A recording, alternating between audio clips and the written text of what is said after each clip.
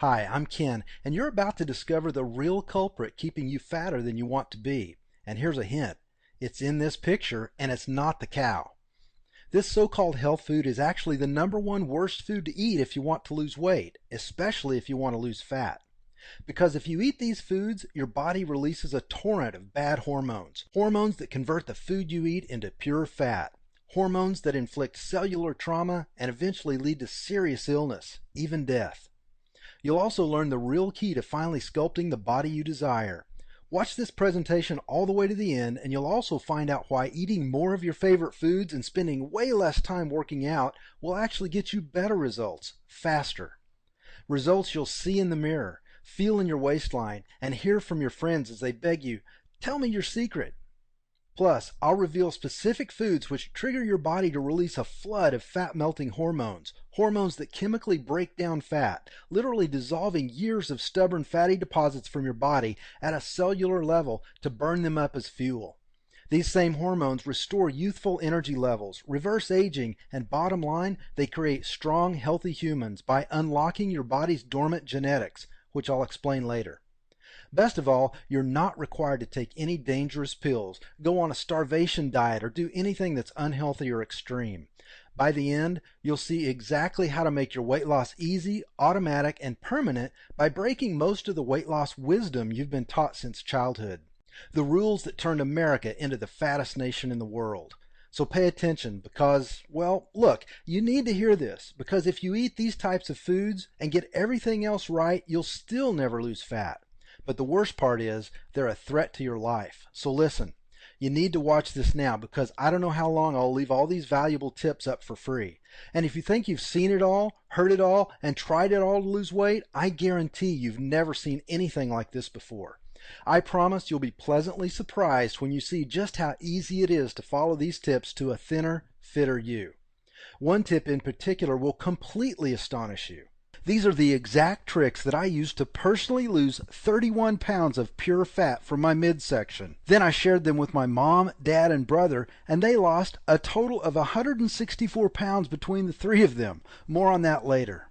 Now remember, I'm about to share exactly how to strip away all those ugly pounds of fat faster than you ever imagined possible, and even more little-known tips for dropping fat by eating more and working out less. First, though, I'm going to share a story with you that's very difficult to relive. You'll see why in a moment. So do me a favor. If you aren't serious about losing weight, stop watching now. This is just too painful for me to share with people who can't relate.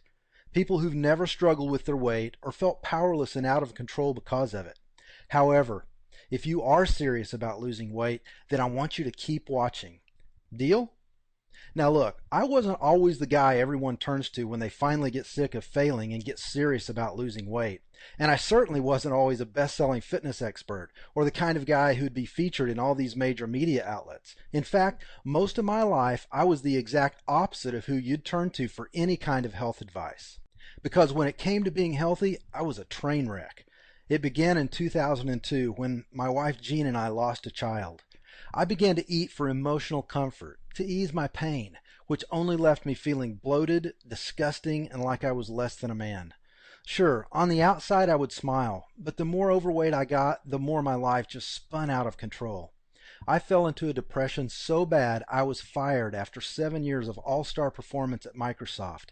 I couldn't pull myself off the couch, and no amount of pills helped.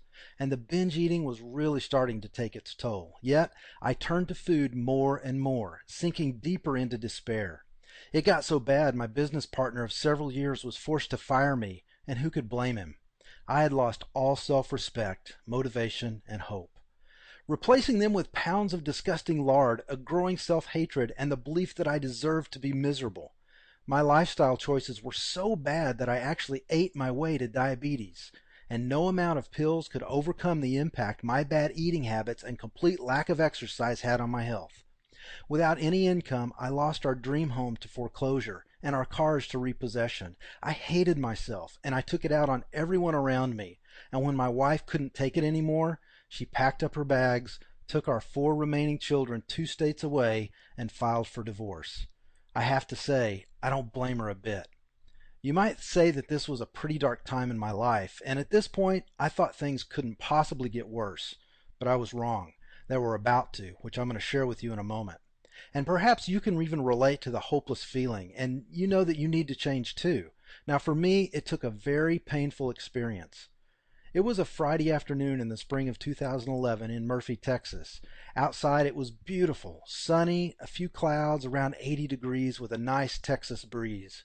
The kind of day I loved spending outside with my kids, enjoying the warm breeze as it gently carried the delicate fragrance of the bright Texas wildflowers. Outside the world was coming to life, yet I was alone, inside my empty apartment, dying, watching the day and my life pass me by through hollow glass, locked in a prison of my own making where no echoes remained of the laughter that once filled the halls of a home. I had lost everything, and I knew that it all came down to one thing. I felt like a big, fat waste of space. I was buried in work, doing my best to dig my way out of a financial nightmare. It felt like I was working inside of a pressure cooker because all of my clients needed all of their work done right now. And here I was, just one guy, alone.